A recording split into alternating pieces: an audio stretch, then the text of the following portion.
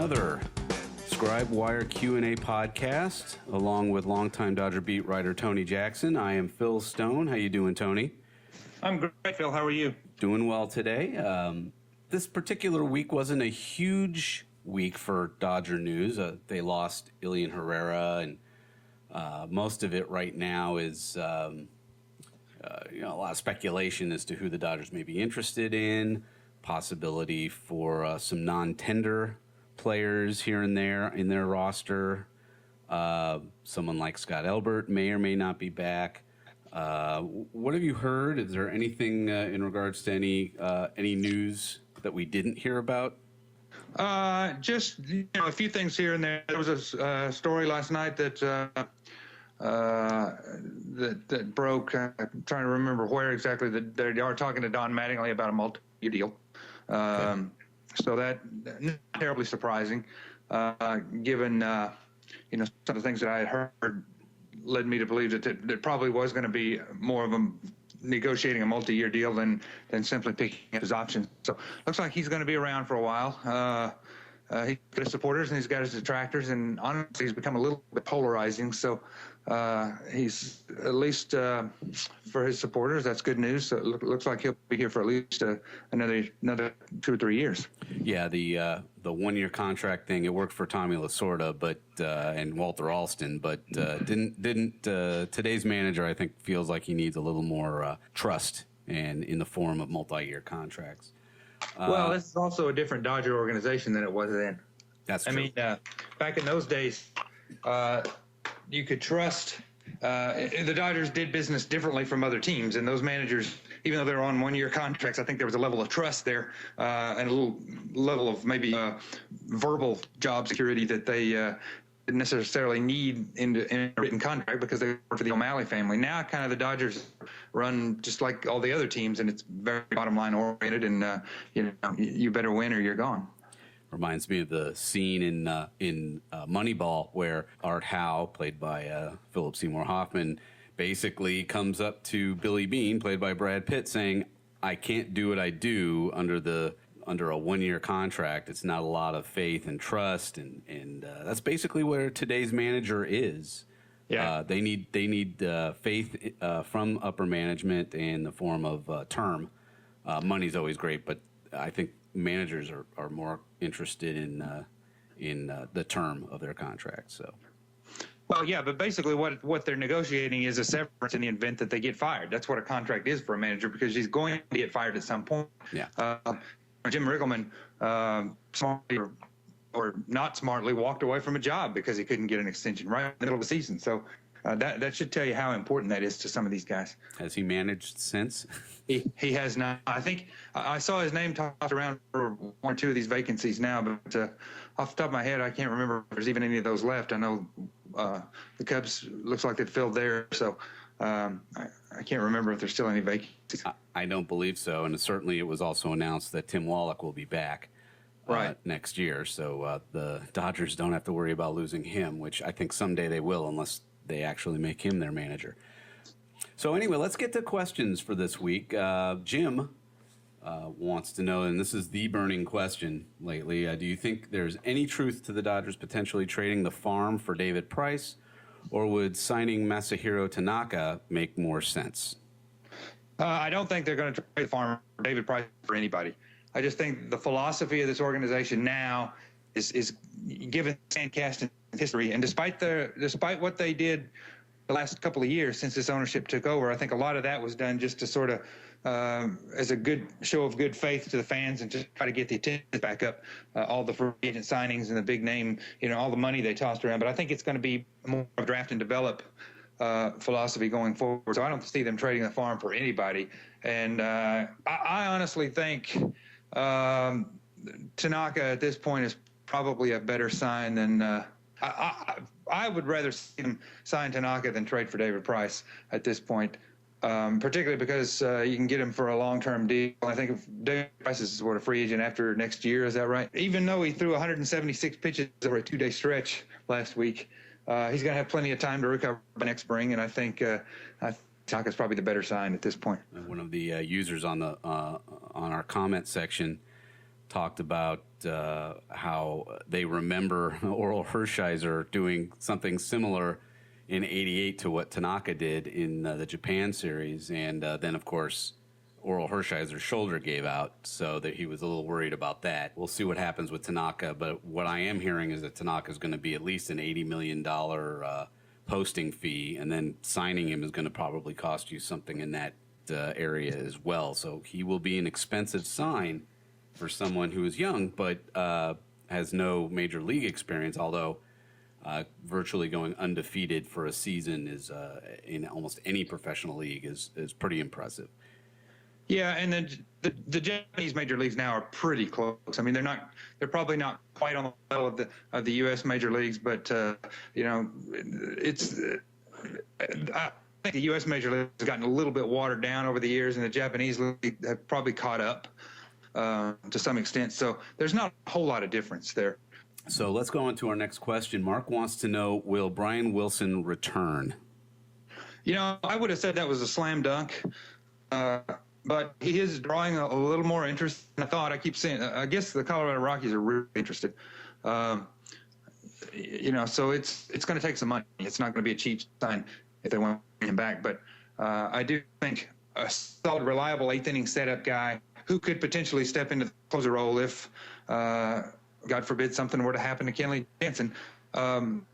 That's a guy that's a premium spot, and you need to be willing to pay for it. You're not going to have to give him $10 million a year, but it's going to take more than $1 million plus bonuses. So the Dodgers probably need to pony up for that spot, particularly given I think Paco Rodriguez is going to come back strong. I think he just won at the end of the year because he wasn't used to the long season. Ronald Belisario, I still think it's kind of a crapshoot. You just don't know exactly what you're going to get there. When he's good, he's fantastic, but when he's not good, he's bad.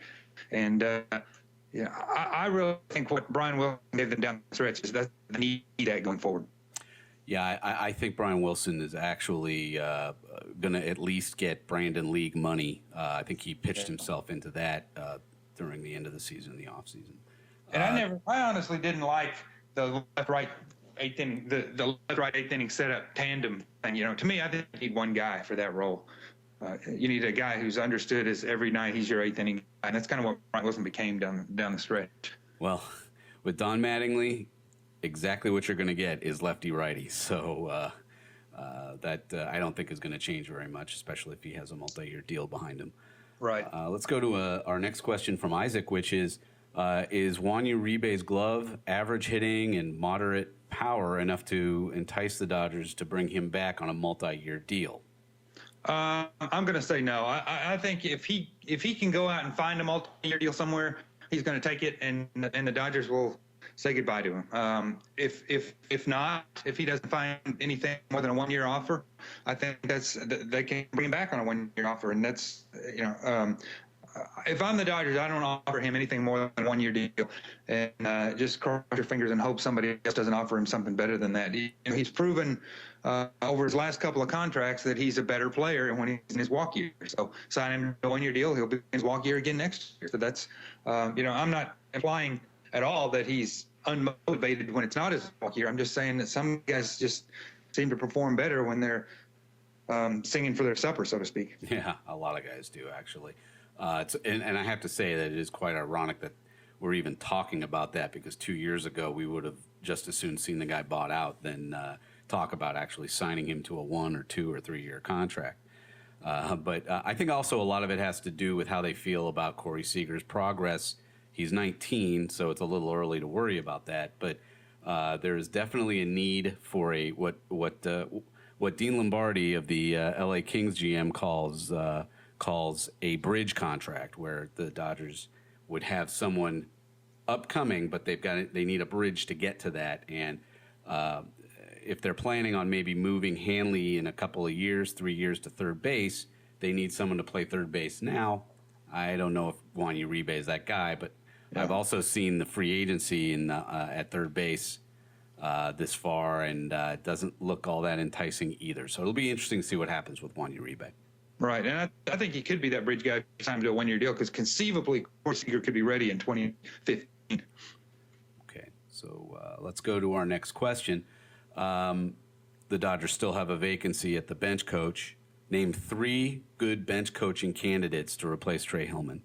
Well, I keep seeing now that Tim Wallach's staying, it looks like he's going to be the guy, and I think it's a good choice. It's a little bit of a curious choice because I really thought what they needed in that spot to kind of protect Don Mattingly from himself at times is a veteran, older, sage mentor type of guy who's managed a lot in the major leagues. Kind of somebody. Don Zimmer was to Joe Torre in New York for all those years. If you remember, when Joe Torre got the Yankee job, he was not seen as a good manager. He hadn't been successful in 3 previous stops. He goes to New York and they give him Don Zimmer as a bench coach, and they give him a $200 million payroll, and suddenly he's a genius. But I thought Don Mattingly needed a guy like that. And Tim Wallach's managed in AAA before, but he's never managed in the big leagues. He's probably going to at some point, but he never has. And so it's a little bit of a curious choice there. But it also, it's Ned Colletti's consistency, and this is a seamless transition. A guy's already on staff. The two know each other well. They trust each other. And I just think that's probably what their mindset was. Almost sounds like a compromise in that if Tim Wallach is going to be the guy, like you said, they know each other, trust each other.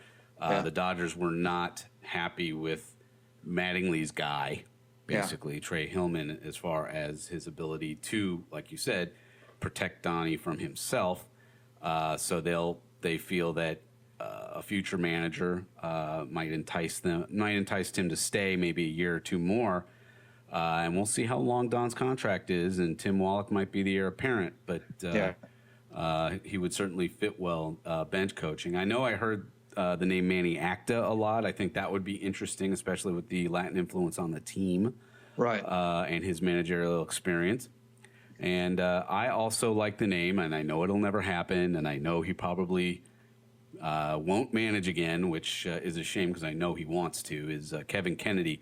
If you want someone who is willing to step up and tell Donnie when he's wrong and talk to players when they're acting out of line, Kevin Kennedy is your guy. Now, he unfortunately hasn't managed in a long time, but he's been around the game. I still think he would be a fine choice for a bench coach, and it's something that he probably would have to do if he ever wants to manage again.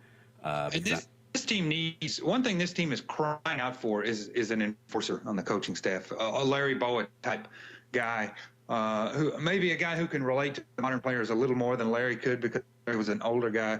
I think Kevin's been around the game recently enough that he could still relate to the players maybe a little more than Larry could. And but I also think he's a guy who's going to lay down the law when the law needs to be laid down. Right now, this coaching staff doesn't have the guy who's going to do that. And what I wanted to do also is ask you a question today that we asked our users on the board. If there was one acquisition, trade, signing, whatever, you could make that could help the Dodgers right now the most, what would that be? What would you actually like to see the Dodgers do? Number 1 on the list, I think, would be Tanaka, back to what we were just talking about. I just think of all the things out there that you see that they're possibly looking at, that's the thing I think would be the biggest, because as good as this team is all around, it's still going to be about starting pitching with this team. And I think there's a decent chance to lose Ricky Nolasco, but really very good down the stretch anyway.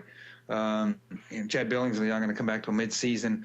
So if you assume, you've got a pretty good front 3 in Kershaw, Greinke, and Ryu. If you can add a real solid number 4 guy, a potentially number 1 guy in your number 4 spot, that's a rotation for the ages right there. And I think if this team has that, it's just a matter of how many games they're going to win the division by, and then once they get to the playoffs, can they take that next step? Yeah. Assuming everybody stays healthy, which with starting pitchers is always a big question. Also, there's the consideration you've got Josh Beckett too, and one thing Ned Colletti's shown over the years is he loves to have extra starting pitching around. Yeah, he loves to stash it away in the minors, or he'll stash it away in the bullpen. But he loves to have an extra arm, and in a lot of cases, he's needed it. So I do give Ned credit for that. He's rightfully kept extra arms there.